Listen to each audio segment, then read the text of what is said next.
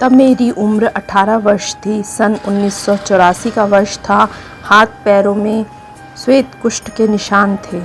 मैं चिंतित रहती, भला मुझे कौन अपनाएगा, कौन मुझे अपनी बहू बनाएगा, कौन जीवन संगिनी के रूप में स्वीकारेगा। इस प्रकार के अनेक प्रश्न मन में उभरते, पर उत्तर की बारी ही नहीं आती। चरम मौन छाया रहता। मन भी कैसे तत्व है जो दूसरों की बुराइयों को तो खोद खोद कर निकालता है, किंतु जब खुद में उनके निवारण की बात आती है तो दांत निपोर देता है। मैं सोचती कि आखिर मुझसे कौन सी गलती हुई जो विधाता ने हमें सब कुछ होते हुए भी यह व्यथा रात दिन रोने को सौंप दी। हाय रे दुर्भाग्य! मैं मन में घुटती जा रही थी, शरीर कंकाल बनता जा रहा था। मेरे चाचा जी सन 1975 से गायत्री परिवार से जुड़े थे। उनने गुरुदेव से उन्हीं दिनों दीक्षा भी ली थी। उनसे मेरी पीड़ा देखी नहीं गई। एक दिन उनने कहा, बेटी चल मेरे साथ, मैं तुझे अपने गुरुदेव से मिलाता हूँ, उनकी कृपा हुई तो तुम बिल्कुल ठीक हो जाओगी। मैंने हाँ कर दी और शांति कुंज जाने के लिए तैयार हो गई। जब वहाँ पहुँची तो वहाँ का दिव्य वातावरण देखकर अभिभूत हो गई। परस्पर प्यार और स्नेह तो सगे बंधु बांधवों से भी इतना नहीं मिलता जितना यहाँ परायों से मिल रहा था। यहाँ की दिनचर्या ऐसी थी जो व्यस्त रहो मस्त रहो के सूत्र पर आधारित थी।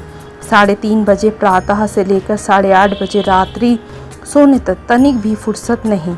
शिक्षण प्रशिक्षण का क्रम इस दौरान ऐसा चलता कि आनंद आ जाता। नीरसता कहीं नहीं थी। सर्वत्र आनंद ही आनंद, हर जगह खुशियाँ ही खुशियाँ महसूस हुई। मैं अपने गम को भूल गई। मुझे पता ही नहीं चला कि मैं कभी दुखी भी रहती थी। यहाँ आकर हृदय ऐसे खिल उठा जैसे उपवन में सुमन हो। 9 दिन कैसे बीत गए कुछ पता ही नहीं चला। इस बीच चाचा जी ने दीक्षा भी दिलवा दी। दीक्षा हुई तो गुरुदेव से आशीर्वाद का क्रम भी बन गया। एक दिन मैं चाचा जी के साथ गुरुदेव से मिलने चली गई। एक पूरा समूह था जिसमें और भी कई भाई बहन थे। गुरुदेव एक एक कर उनका हालचाल पूछते, उनकी समस्या सुनते और हंस हंस कर उसका निवारण करते। इस प्रकार कुछ देर बाद मेरा नंबर आया। मैंने मस्तक उनके चरणों से लगा दिया। गुरुदेव बोले, बता बेटी तुझे क्या चाहिए? तू तो बहुत दुबली पतली है, कुछ खाती पीती है कि नहीं? जल्दी बता तुझे क्या चाहिए। मैं चुपचाप रोए जा रही थी। मुझे कुछ ना बोलते देख उस महाप्रज्ञ सर्वज्ञ दृष्टा ने मेरे मन की पीड़ा ताड़ ली। सिर पर हाथ फेरते हुए सांत्वना देते हुए कहा, बेटी तू रो मत, हम तेरे लिए गायत्री माता से प्रार्थना करेंगे। इसके बाद मैं नीचे आ गई और चाचा जी का इंतज़ार करने लगी। थोड़ी ही देर में चाचा जी भी आ गए। बोले, तू चिंता मत कर, तुमने कहा कुछ नहीं, इसका यह मतलब ना निकालना कि वह कुछ समझ नहीं पाए। बेटी वह अंतर्यामी है, बिना कहे मन की बात जान जाते हैं। तुम्हें समझो तुम्हारा कल्याण हो गया। अब तुम्हारा ना तो यह रोग रहेगा और ना इसके कारण उपजी अंतर वेदना। तब से 2 वर्ष पूरे होते होते धीरे धीरे मेरे श्रेष्ठ कुष्ठ समाप्त हो गया। मैं बिल्कुल स्वस्थ युवती बन गई। मेरी शादी भी कदाचित गुरु कृपा से हुई।